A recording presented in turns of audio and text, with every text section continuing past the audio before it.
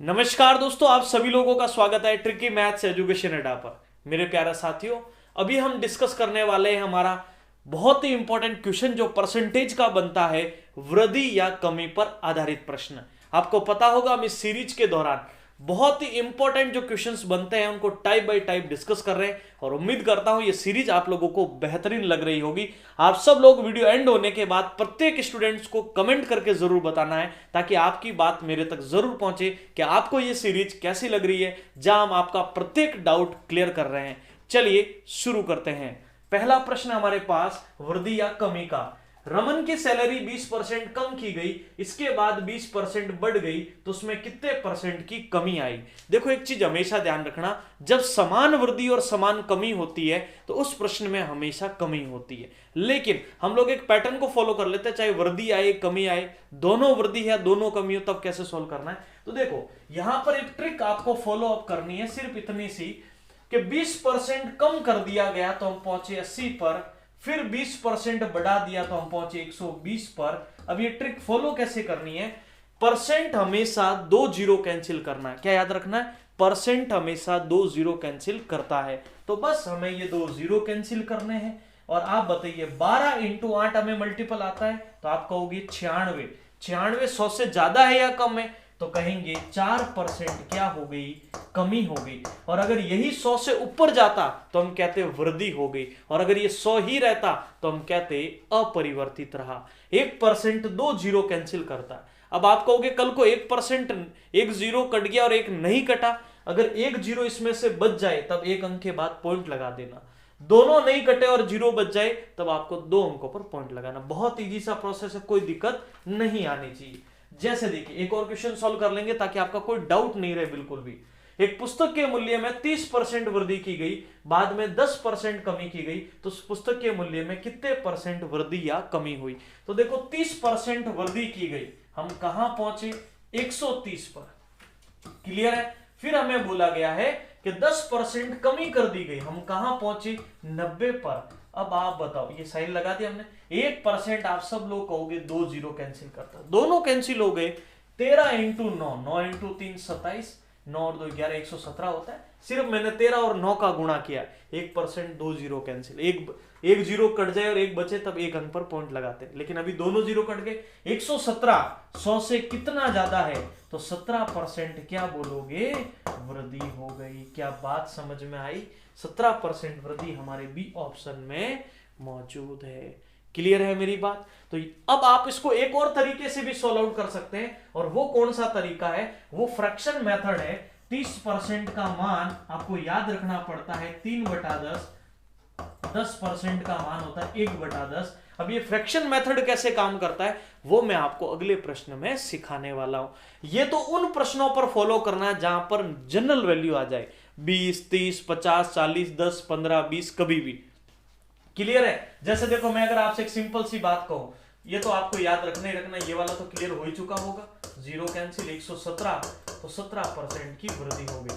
लेकिन जैसे मैं अगर आपसे कहूं 15% वृद्धि 115, 15% कमी 85। अब बताओ कोई जीरो कैंसिल नहीं हुआ, तो इन दोनों का गुणा करोगे तो दोनों का गुणा करने के बाद 97 75 आएगा, और दो अंकों पर क्या लगा देना, पॉइंट, क्योंकि यहां कोई जीरो कैंसिल नहीं हुआ है इसलिए दो अंकों पर पॉइंट। लेकिन अब ये तो चलो ठीक है, 20 30 को तो हमने सॉल्व कर दिया, वृद्धि भी कर दी हमने कमी भी कर दी और उसको सॉल्व कर लिया, ठीक है। लेकिन कल को फ्रैक्शन आ जाएगा तब हम कैसे सॉल्व आउट करने वाले हैं, तो ध्यान दीजिएगा कैसे सॉल्व करेंगे।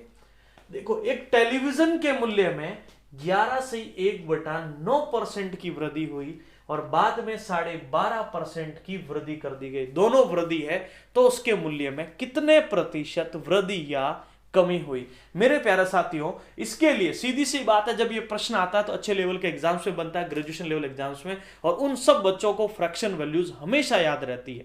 11 से 1/9 1/9, 12.5% 1/8, 14 से 2/7 1/7, क्लियर है। 9 से 1/11 1/11, 66 से 2/3 2/3। उसी प्रकार से अगर आपको ये फ्रैक्शन वैल्यू याद रखनी पड़ेगी, 11 से 1/9% का जो मान होता है 1/9, और 12.5% का जो मान होता है वो 1/8। अब इसमें वृद्धि और कमी के प्रश्न कैसे हल करते हैं, वृद्धि हो गई तो देखो ये ऊपर वाला अंक ही जोड़ा जाता है और ये ऊपर वाला अंक ही घटाया जाता है। अभी दोनों वृद्धि हो रही है, इसलिए देखो मैंने दोनों में ऊपर वाली वैल्यू में प्लस किया। तो पहले 11 से 1/9 बढ़ा तो 9 से 1 बढ़कर 10 पर पहुंची। 12.5% बढ़ा तो 8 से 1 बढ़कर 9 पहुंची। क्लियर है? अब आपको ये गुणा करना होता 8 × 9 72, 10 × 9 90। देखो मैं हर एक छोटी बात सिखा रहा हूं, छोटी से छोटी गुणा भी क्यों ना हो, क्योंकि चाहता हूं कि गणित नाम का जो डर है ना वो समाप्त होना चाहिए, और वो तभी समाप्त होगा जब अपने छोटे छोटे पॉइंट्स को क्लियर करोगे और अच्छे से अच्छा प्रश्न भी सॉल्व करके जाओगे। Clear it? 72 से 90 हो गया, मुझे बताओ वृद्धि या हुई या कमी हुई? तो आप कहोगे 72 से अगर 90 हो रहा है तो 18 की वृद्धि हो रही है, दोनों का गैप है ना 18। कितने के ऊपर बढ़ा? 72 पर गुणा 100। 18 से 72 4 बार, 4 से 100, 25% की वृद्धि हुई। अब आप ही बताइए 25% वृद्धि हमारे सेकंड ऑप्शन में मौजूद है। क्या मेरी बात समझ में आ रही है सभी को? सभी को कमेंट्स करके जरूर बताना वीडियो सेशन आप लोगों को कैसा लग रहा है। आगे बढ़ते हैं, एक और फ्रैक्शन का क्वेश्चन, ताकि आपको कोई डाउट नहीं रहे, क्योंकि उसमें तो वृद्धि वाली दोनों वैल्यू थी, अब वृद्धि भी है और अब हमारे पास कमी भी है। हर एक वेरिएशन आपके सामने रख रहा हूं कि अभी इस प्रकार का प्रश्न इस तरीके से पूछा जा सकता है, इसीलिए हमने ये सीरीज चलाई है कि आपको कोई भी डाउट ना रहे। चलिए मेरे दोस्तों, एक प्रिंटर के मूल्य में 14 से 2/7% की वृद्धि हुई, बाद में 16 से 2/3 की कमी हुई। सीधी सी बात, इस बच्चे को याद रहेगा इसका मान 1/7 होता है, इस बच्चे को याद रहेगा कि इसका मान कितना होता है? 1/6 होता है। अब क्या करना है? वृद्धि हुई तो 7 पर 1 की वृद्धि मेरे दोस्तों कहां पहुंची? 8 पर।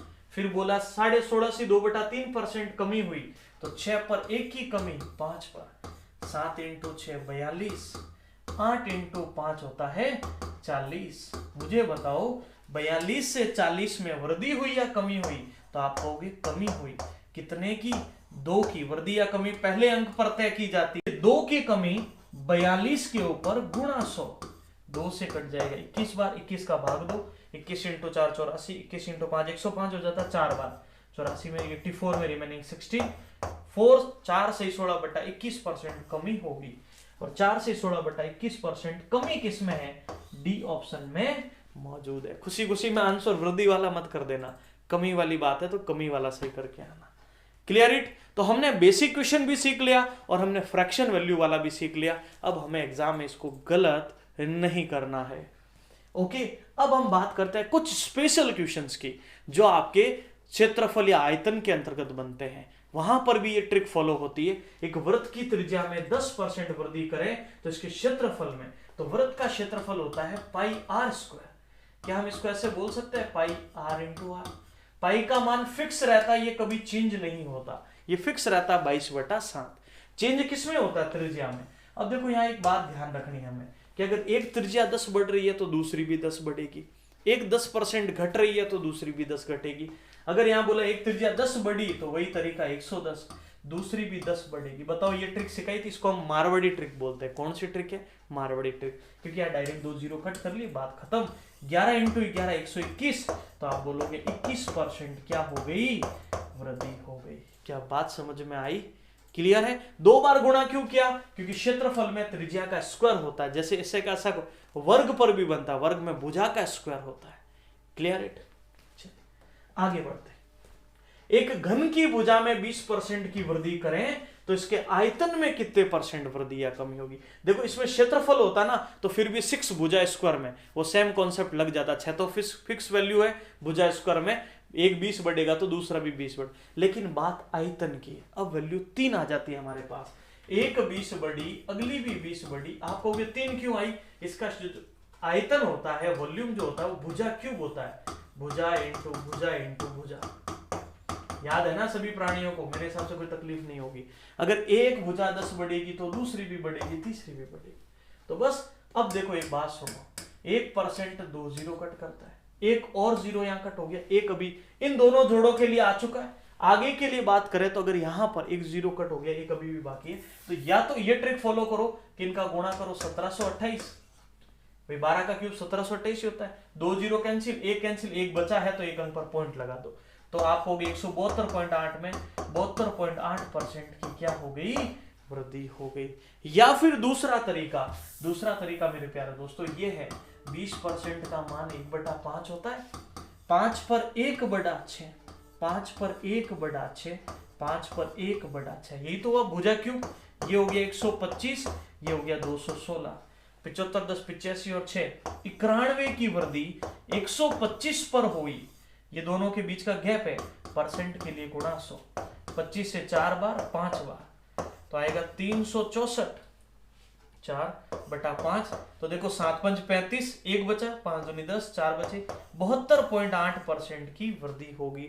ऐसे सॉल्व करोगे तब भी आएगा, और जो मार्वाड़ी ट्रिक फॉलो करोगे तब भी आपका उत्तर आ जाएगा। तो ये थे मेरे प्यारे साथियों हमारे इंपॉर्टेंट क्वेश्चंस। एक और प्रश्न हमारे पास है, उसको क्लियर करते हैं।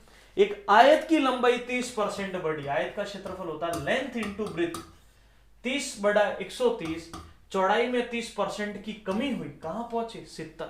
अब मेरे दोस्तों ध्यान दीजिएगा, 0 कैंसिल। अब बताओ 13 × 7 91, क्या बोलोगे 100 से कितना कम दिख रहा है, 100 से कम है, कितना कम है, तो 9% कमी आ गई, हमारा उत्तर हो चुका है। और वैसे समान वृद्धि और समान कमी में तो हम डायरेक्ट भी कर सकते हैं, 3 × 3 9 कमी, पर ध्यान रखना हमेशा कमी होती है उस क्वेश्चन में। अगर यहाँ 20 और 20 होता ना तो 2 दूना 4% कमी, डायरेक्टली बता सकते हो। कल को बोले 12 और 12 तो भैया 12 की वृद्धि 12 की कमी, तो कंफर्म है कमी तो होगी। देखो यहाँ 2 0 कटते हैं ना, इसलिए डायरेक्ट में 9 बोलते हैं हम लोग। 20 और 20 में 2 और 2 का गुणा 4 बोलते हैं कि 0, पर यहाँ 0 नहीं कटेगा, तो 2 अंकों पर पॉइंट लगा दो बस, 1.44 की कमी। 25 और 2500, 25% वृद्धि 25% कमी, 25 × 25 625, कोई 0 नहीं कटा, 2 अंकों पर पॉइंट लगा दो, 6.25 की कमी। पर ये तब करना है जब समान वृद्धि और समान कमी हो, और ये तो आप कभी भी अप्लाई कर सकते हो, चाहे वृद्धि समान हो या असमान हो। क्लियर है। तो ये था मेरे प्यारे साथियों हमारा आज का इंपॉर्टेंट सेशन। उम्मीद करता हूं आपको एक एक बात क्लियर हो चुकी होगी।